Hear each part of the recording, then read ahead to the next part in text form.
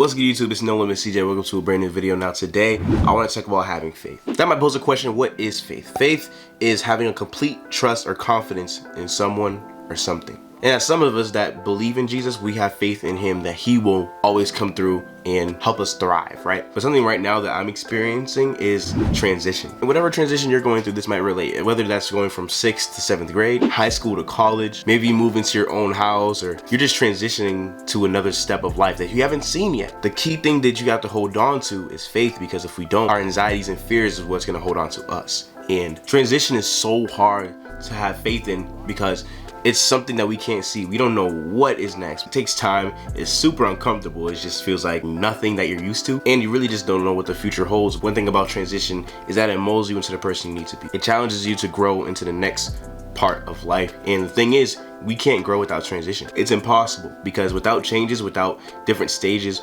we won't be able to develop the things we need to. So think about if you was in middle school and then you go from 6th grade, 7th to 8th, and then instead of transitioning to high school, you stay in 8th grade for the next 4 years of your life. You won't get to experience the growth and change that you need. Although it's super uncomfortable, we need it, because without it, we won't be able to grow and develop the way God intended. I think my hardest transition was transitioning out of high school. I know for me, I built so many friendships. My school was a K through 12. So meaning that I met all my friends in 7th grade and we went all the way to senior year together, you know what I'm saying? My guys locked. And then graduating, you know, after COVID and everything was hard, because now what do I do next? And I think for me around that time, I was, you know, beginning to fall back in love with YouTube. I started doing it when I was 11. Wow. 11 years old. When I was graduating, I was 17, and I'm just picking it back up because I quit for a while and I picked it back up during COVID, like 2020, 2021. So I really had less than 2 years to establish this thing and make it legit, because for me, I wasn't trying to go to school. You know what I'm saying? It wasn't appealing to me. I didn't really look forward to learning more about how to be this career path, or, you know, learn math and stuff like that. That's not me. I was always the person to turn my essay 11:59. So that phase was super hard because I wanted to slow down time. Like, one thing for me, I hated the way time was moving. It was moving super fast. I'm getting paid decent, you know, honestly pretty good money on YouTube. I'm not gonna hold you. In my mindset, I want to go full in. I want to go all in, and doing school virtually was perfect, right? It was just perfect for me to do that, and I knew that college was just not, I was not trying to do that. I was not trying to be in debt. None of that. I'm not saying that college is it's all about that. But I did my X's and O's and I realized school is just not for me. It wasn't my thing. My faith was absolutely stretched during that time. Like, I didn't know what to do. I didn't really know what I was doing. But the only thing I could do was just lead on God's timing, his faithfulness, and that he did. Literally, my channel went from 4,000 in the month of May to 15,000 in the month of September.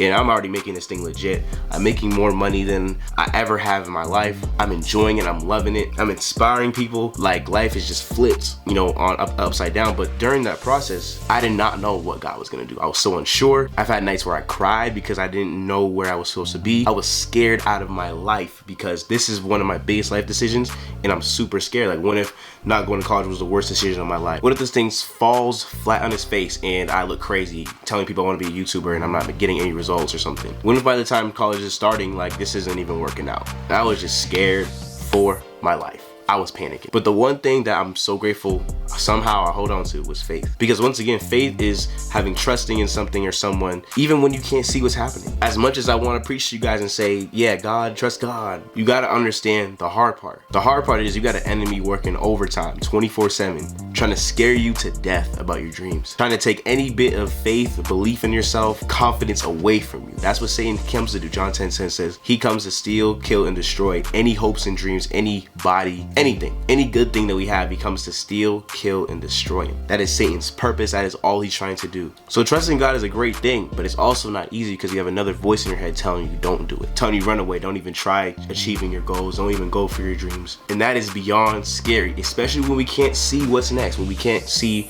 from the timeline of the beginning to what it is now. That in-between process is scary, it's uncomfortable. You can't really see what's going on. You can't see what obstacles you're gonna face. But I'll tell you this, keep praying, because Satan is preying on you. If you're not praying, if you're not trusting God, Satan is preying on you. He's preying upon you to fail. He's waiting for you to fail, waiting for you to give up and just stay stagnant. He really loves stagnancy. If you can't grow, if we're not allowing God to help us grow and we're just being still and not taking that step of faith, that leap of faith, Satan's winning. He's laughing at you. He's clowning us. And for a while, I was there.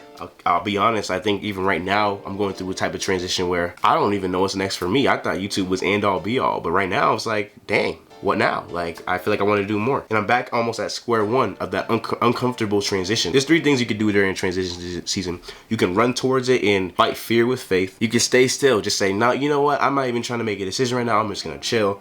I'm not even gonna act on it. I'm just gonna wait, which isn't good because we're stalling the growth process. And the worst thing you could do, running away from it, letting fear win, letting fear get the best of you. And I want to show you guys this scripture. This is Luke 4:1-4. This is basically when Jesus was led by God or the Spirit to this wilderness, the wilderness where he is all knowing, right? But he's showing us an example of what to do when you go through a wilderness, when you go through an unfamiliar state. Jesus, full of the Holy Spirit, left the Jordan and was led by the Spirit into the wilderness, where for 40 days he was tempted by the devil.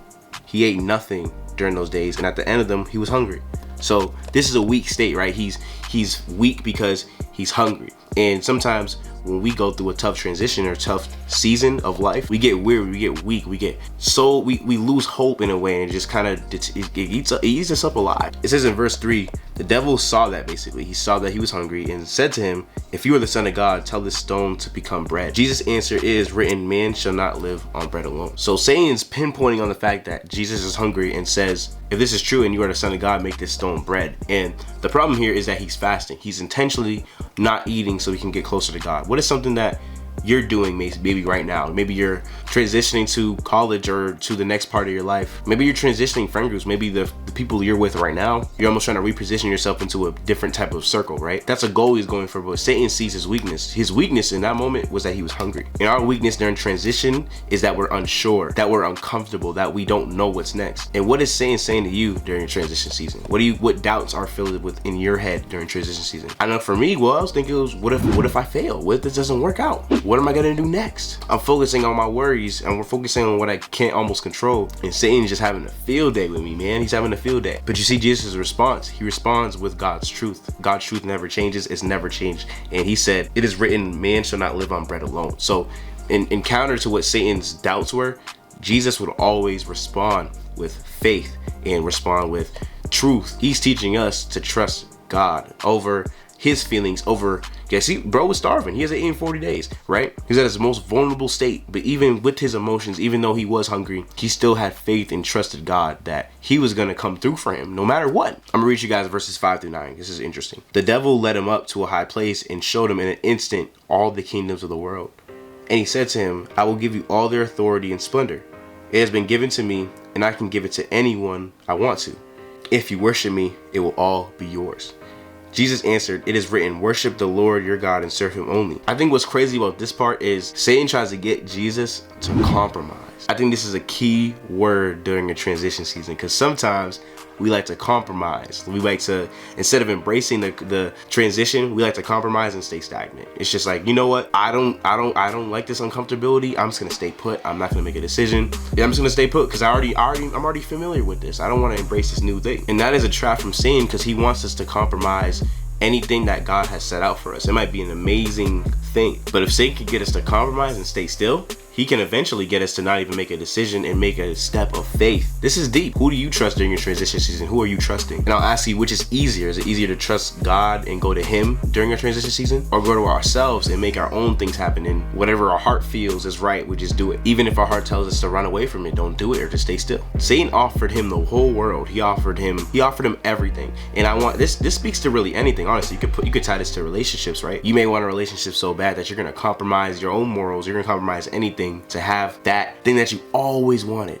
Satan can give it to you, but it might be outside of God. And if you get something outside of God, you got to stay outside of him to keep it. I've learned that the hard way. Talked about it in my testimony. What has Satan offered you during your transition season? What has Satan offered you when you were unsure about your future? Did he offer you comfort to stay put and not take any decision to make a move of faith that can level you up? Maybe he offered you your dream job or something like that made you compromise your character, what you do, who you are, your identity in Jesus. I know for me, after God brought me through that transition and I started doing YouTube full time, God gave me a blessing and started growing my channel. But I looked at that gift, which was in a way Satan showing me that I have the world. Basically I have the world. All you got to do is focus on yourself and focus on God a little bit less. and I'll give it to you. Satan can't offer us any blessings, but he can also twist up a blessing. He can make a blessing that is from God, twist it up by our own desires. If we desire it so much and we love it more than God and worship it more than God, he can't bless that. Like it says in literally verse 8, it is written, worship the Lord your God and serve him only. And worship isn't just singing. Worshiping is literally putting something on a pedestal. So if you're putting this